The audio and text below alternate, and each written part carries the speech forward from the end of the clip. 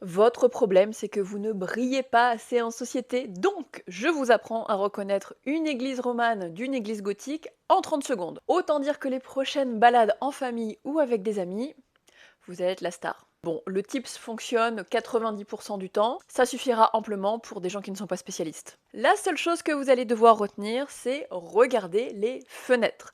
Si le haut de la fenêtre est rond, c'est roman.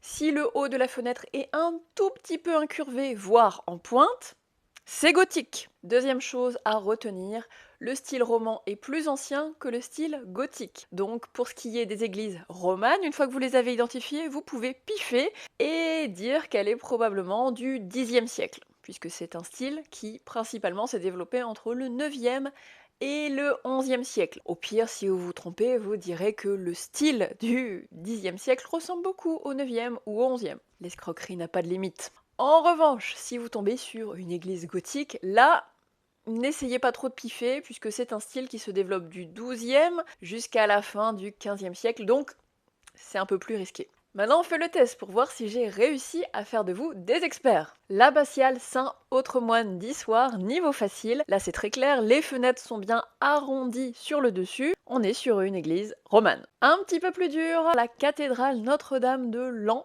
On peut avoir le doute, c'est assez simple dans la décoration. En revanche, effectivement, les ouvertures sont incurvées, voire en pointe. C'est du gothique. La magnifique basilique Saint-Cernin de Toulouse. Alors là, attention au piège. Je vous ai dit, on regarde les fenêtres et non pas les décorations. Sur la tour, on peut avoir le doute, effectivement. Il y a certaines ouvertures qui sont un petit peu en pointe. En revanche, si on regarde les fenêtres du bâtiment, on a bien la partie supérieure qui est ronde. C'est encore une église romane. Bon, là, on revient à du extrêmement simple. Cathédrale de Toul, tout ce qui va ressembler à ce type de bâtiment avec beaucoup de décoration, beaucoup de pointes, c'est gothique. Et c'est un tips qui fonctionne même à l'étranger en Europe, puisqu'on a un style qui s'est répandu un petit peu partout. Église de Pise, ouverture avec des fenêtres arrondies, c'est une église de style roman. Et oui, parce que vous pouvez même briller pendant vos voyages. Et si on vous prend pour le nerd de service, changez d'amis ou de famille.